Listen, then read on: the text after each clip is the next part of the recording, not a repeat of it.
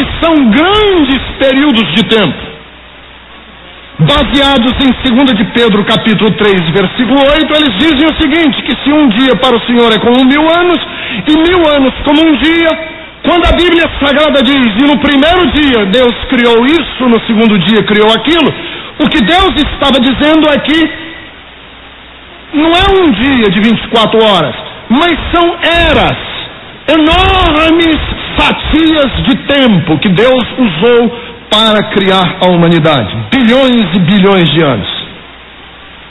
Existe uma terceira teoria para o livro do Gênesis. É que esse relato registrado na Bíblia, na verdade não é o da criação. Abram as suas Bíblias se você fechou ela de volta. Na verdade, a terceira teoria é a teoria da brecha, chamada teoria da brecha. Que na verdade o que está escrito aqui em Gênesis capítulo 1 é o registro da recriação, ou de uma nova criação. Porque eles dizem, veja aí no versículo de número 1, que diz assim: no princípio Deus criou os céus e a terra. Ponto.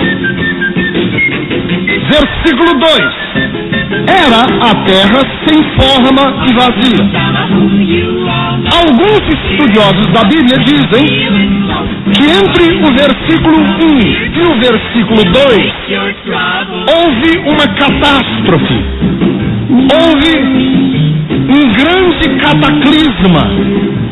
Entre o versículo 1 e o 2, possivelmente aconteceu a queda do diabo e que o mundo se arruinou. Porque eles dizem que parece incoerente que o versículo 1 diga que Deus criou os céus e a terra, e no versículo 2 diga que a terra era sem forma e vazia. Como que Deus criou no primeiro e no segundo ela está sem forma e vazia? Aí eles dizem que entre o primeiro versículo e o segundo versículo houve uma catástrofe, um cataclisma, um abalo na humanidade. Assim se explicando o fato de a Terra ter, por exemplo, dinossauros. Os dinossauros estariam no versículo 1 e morreram entre o 1 e o 2. Foi aí que aconteceu a grande catástrofe. Essa é uma outra visão para o livro do Gênesis, que é chamada a teoria da brecha. Quarto lugar, existe uma outra visão do livro do Gênesis. A outra visão é que o que é uma chamada a ação progressiva, que Deus criou, mas que os processos naturais da evolução aconteceram.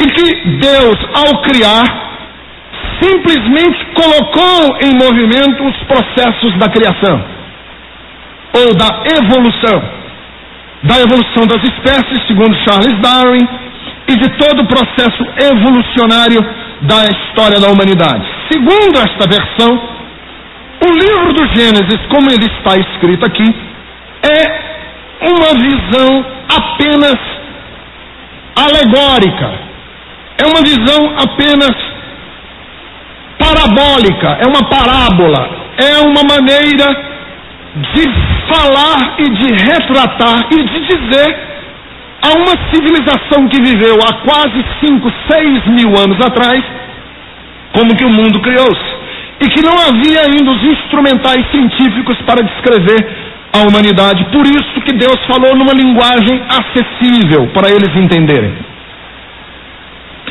E existe a quinta teoria. A teoria é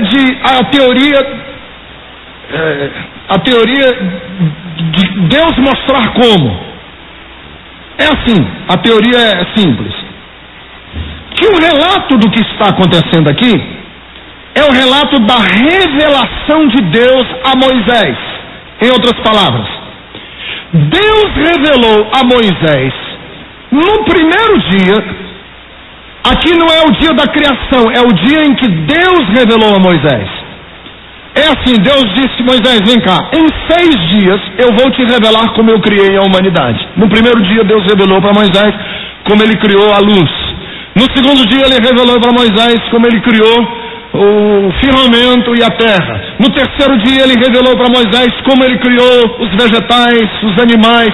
No quarto dia ele revelou, quer dizer, a cada dia ele foi revelando. É como se eu dissesse assim: irmãos, amanhã, segunda-feira, eu vou revelar uma coisa para vocês. Venham aqui segunda-feira. Aí eu diria: na segunda-feira foi revelado o quê? Foi revelado isso, foi revelado aquilo. Não é o dia da criação, mas o dia da revelação sobre a criação. Está complicado? Ou vocês estão me acompanhando? Então espero que não esteja muito complicado. Então deixa eu dizer, são 5 grandes teorias. Primeira, literal, 24 horas, dias de 24 horas Deus criou a humanidade. Segundo, dias mais longos. Os dias que a Bíblia fala aqui não são dias, são eras, milhões e bilhões de anos. Terceiro, teoria da brecha. Entre o versículo 1 e o versículo 2 houve um cataclisma. E o que está revelado aqui não é a criação da humanidade, mas a recriação da humanidade. Quarto, criação progressiva. A linguagem é metafórica, é uma linguagem parabólica, é uma linguagem apenas para comunicar ao povo conceitos que eles primitivamente não tinham como entender.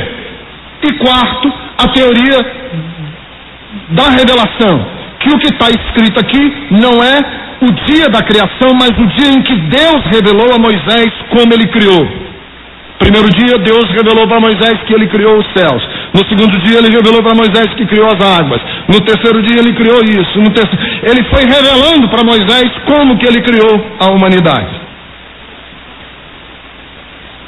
Como esse é um assunto que dá pano para as mangas e é um debate que não termina nunca, e isso aqui não é uma escola de teologia e nem é um fórum de debate entre criacionismo e evolucionismo, eu creio que o meu papel não é discutir isso.